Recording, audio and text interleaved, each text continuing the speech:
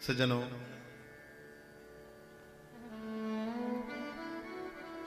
हम और आप सभी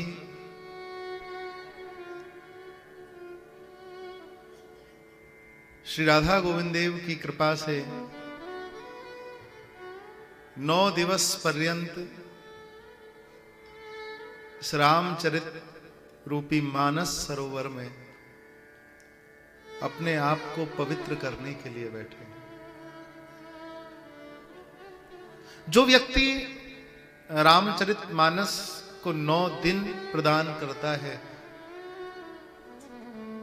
ये रामचरित मानस का नवाब परायण होता है। जो व्यक्ति अपने जीवन के 9 दिवस श्रीमद् रामचरित मानस को देते हैं, तो रामचरित मानस उन व्यक्तियों को, उन सज्जनों को, उन भक्त जनों को, उन वैष्णवों को नव जीवन प्रदान करती है। दिने दिने नवम नवम नमामि नंद संभवम। और सज्जनों, इस संसार में, इस कलिकाल में जो सबसे सरलतम उपाय है इस भवसागर से पार जाने के लिए, तो वो कोई और नहीं। गोस्वामी जी बार बार इस बात को कहते हैं, इस भवसागर से यदि पार जाना है तो भैया इस रामचरित मानस रूपी नाव में आकर के बैठ जाओ। कि भवसागर चढ़ पार जो पावा, राम कथा ताकह दृढ़ नाम। इस भव सागर से यदि पार जाना है तो इस रामायण रूपी, इस रामचरित मानस रूपी नाव में आकर के बैठ जाओ। कुछ करने की जरूरत नहीं है। जब तुम अपने आप नाव में आकर के बैठ जाओगे तो नाविक नाव को चलाता है, बैठे हुए यात्री नाव को नहीं चलाते। एक मल्लाह रहता है। जो नाविक चाहे कितनी भी महाराज गहरी नदी क्यों ना हो, कितना भी सागर गहरा क्यों ना हो, पर उस नाव को चलाने वाला यदि समर्थ है तो वो समर्थ गुरु इस भव सागर रूपी नाव में बिठा करके तुम्हें इस गहरे सागर से पार कर देगा।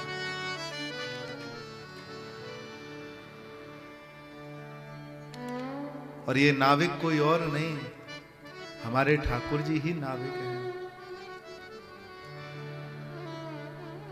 हमें चिंता नहीं उनकी, उन्हें चिंता हमारी है। हमारी नाव का मालिक सुदर्शन चक्रधारी है। गोस्वामी जी शरणागति के घाट पर बैठ करके इसी भाव को प्रकट कर रहे हैं कि अपने जीवन में शरणागति लेकर के आओ। और जब तक शरणागति नहीं आएगी तब तक ठाकुर जी की प्रेम की प्राप्ति नहीं हो सकती।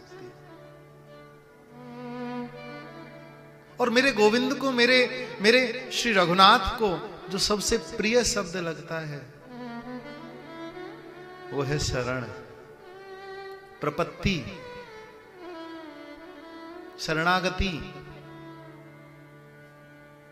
सच्चे हृदय से, सच्चे मन से तुम जिस दिन शरण ग्रहण कर लोगे, और शरण कैसे प्राप्त होगी, तो सत्संग के माध्यम से। जब तक तुम जीवन में सत्संग नहीं करोगे तब तक तुम्हारे हृदय में शरणागति का भाव आ ही नहीं सकता। वो शरणागति का भाव दृढ़ कब होगा? जब तुम नित्य सत्संग करोगे। सत्संग बहुत जरूरी है। पर भैया ये सत्संग केवल और केवल राम की कृपा से सुलभ होता है।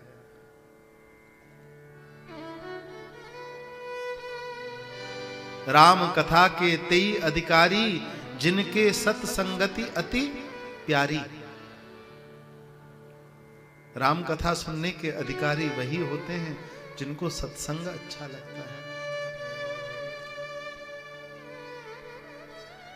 भैया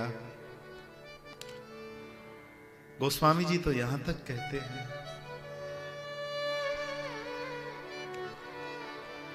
बिनु सत्संग विवेक न होई, राम कृपा बिनु सुलभ न सोई। बिना सत्संग के तुम्हें विवेक की प्राप्ति नहीं हो सकती। विवेक किसको कहते हैं? क्या सही है और क्या गलत है, उसी का नाम विवेक है। क्योंकि जब तक हम ये नहीं जानेंगे कि क्या सत्य है और क्या असत है, इसी सत्संग से हमें प्राप्त होता है असतो मां सदगमय, तमसो मां ज्योतिर्गमय, मृत्योर्मा अमृतम गमय।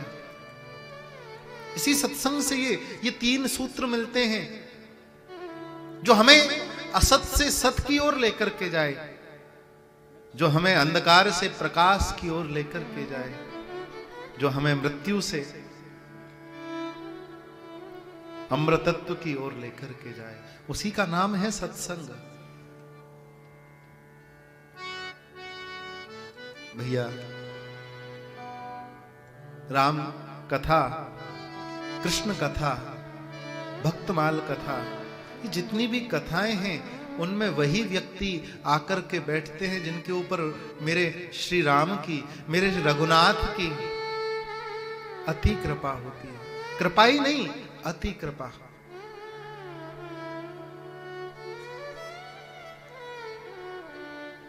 अति हरि कृपा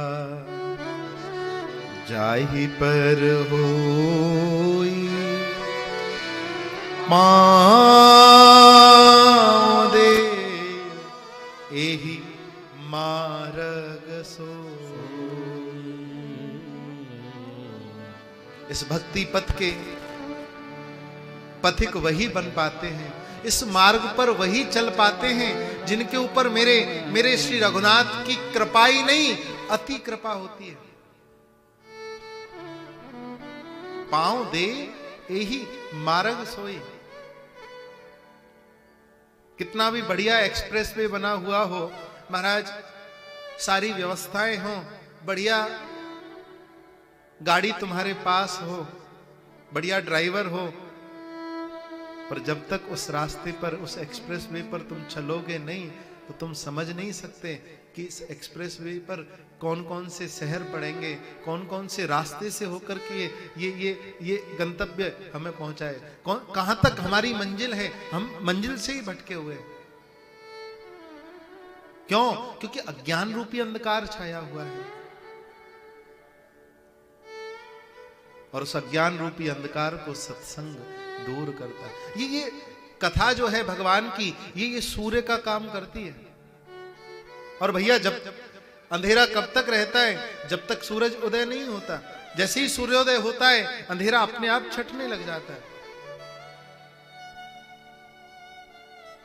अपने जीवन में सत्संग को उतारो।